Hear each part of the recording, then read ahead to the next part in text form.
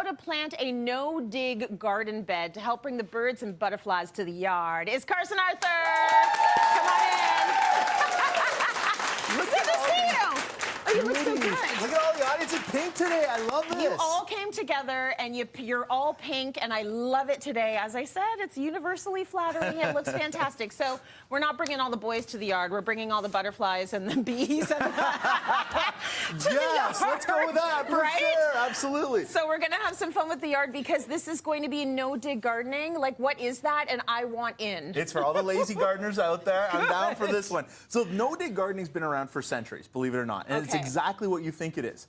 No-dig gardening. We're not digging. So we're going right on top of the lawn, which is amazing because studies and science have come out with a lot more information about what's happening under the grass. Yeah. So Charles Dowding did a huge research paper on when we dig the lawn up, we release all the weed seeds. So that actually adds weeds to our garden beds. We don't want to do that, right? We also now know that grass is an effective carbon sink. What that means is it's pulling CO2 from the air and storing it in the soil. So as soon as we rip the grass up, we're releasing all that CO2 back in the air. So we don't want to do that. So there are fantastic methods, and I'm going to show everybody one of them today on how to garden right on top of the lawn. And know that when you're doing this, obviously, you're killing your grass. This is not an area of the lawn where you want to keep your grass. Yes, I like to use the word composting your lawn. I mean, you're we're composting it. You're composting, not killing. It's going to be doing work, actually. It's going to actually feed your plants. Yes. So it's a good thing. It's not going to waste. So the first thing we're going to do is we're going to pull out our cardboard boxes, all the ones we've been saving. And we know you have a lot. Don't even try and tell me you're not online shopping, okay? Take them out and break them down. I've got a few of those too. Right? The good news is all those cardboard boxes in Canada are printed with soy-based ink. Excellent. Which makes this completely biodegradable. Amazing. The one thing you have to remember, though, is you have to take off the tape.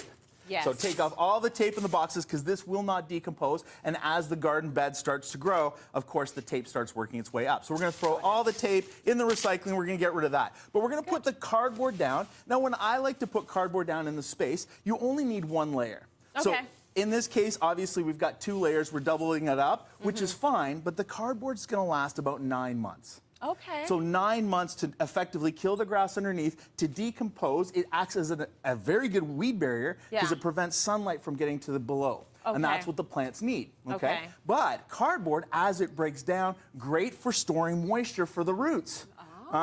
So cardboard is our friend. So we're going to put our cardboard down first. So ultimately, it would just be 1 layer in real life. We're just going to flatten it for now and keep it 2, right? You could go 2 layers if you want to, if you had not as much cardboard and you want to expand the space a little bit. The more cardboard you put down, the more barrier you've created for weeds coming up. All right? On top of the cardboard, we're actually just going to put soil right on top of the cardboard. I love making a mess in the Cityline studio. It's my favorite part.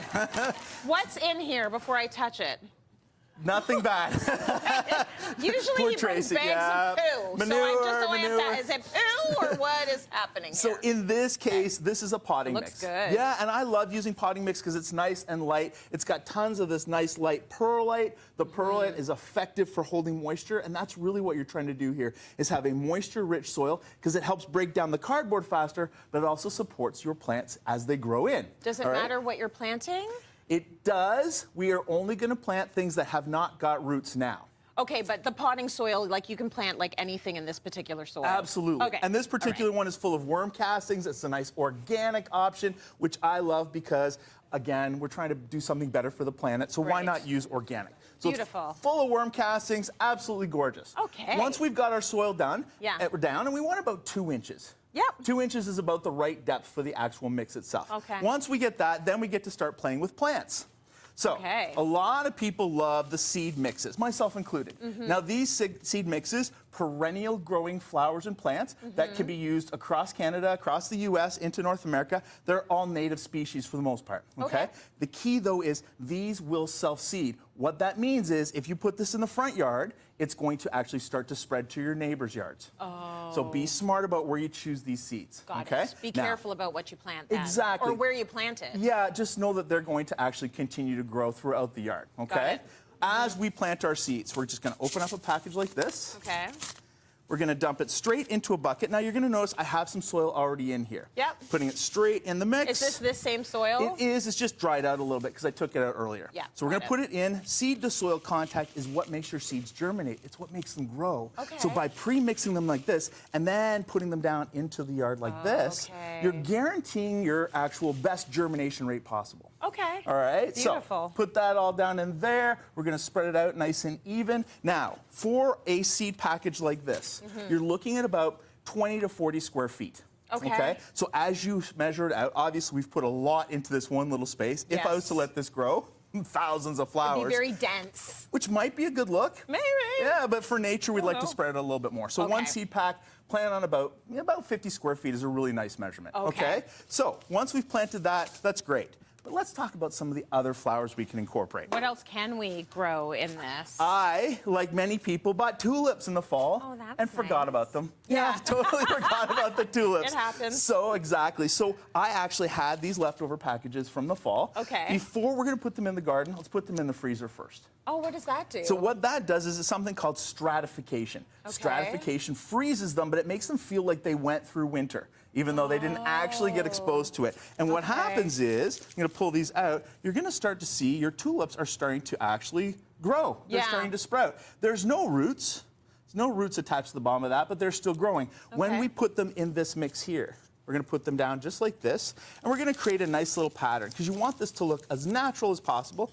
You can actually take that piece off. So we're going to do a nice little pattern. Also, I want you to put a couple laying down sideways. Really? Yeah. What does that do? So sideways, now this particular bulb has to take a little longer to grow. So what it does is this one is going to be a little bit late blooming.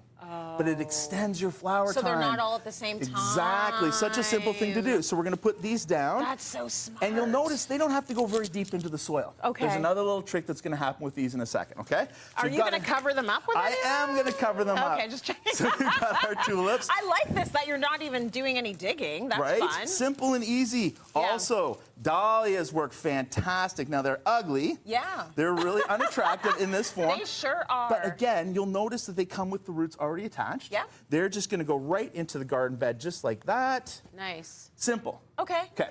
As you can see, none of these have roots. We've mentioned it. If you're going to do potted perennials that you bought at the garden center, this method wouldn't work because you have to cut in the cardboard, cut and plant it down. But because all of these establish roots later on, super easy, all right? Amazing. Once we have them down, we have to put mulch in.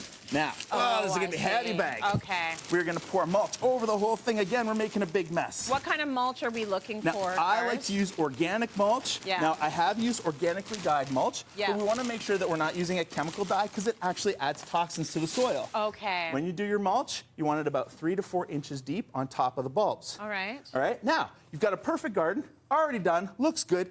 Everything's going to start growing out through the mulch. Beautiful. If it's growing on top of the mulch, you know it's a weed. So you pull it out. This will be weed-free for about 3 years. That's amazing. Right? And it took us how long to plant this garden? Not long at all. There That's we go. incredible. And we're done. Water and you've well. also planned how you want it to look. Like the dahlias over there, the tulips are here, the other seeds are over here, so it's going to look beautiful because all your gardens are gorgeous. Well, of course. That's the standard, right? It's We what want he to stage does. it, of course. Right? Very nice, Carson. Fantastic. And so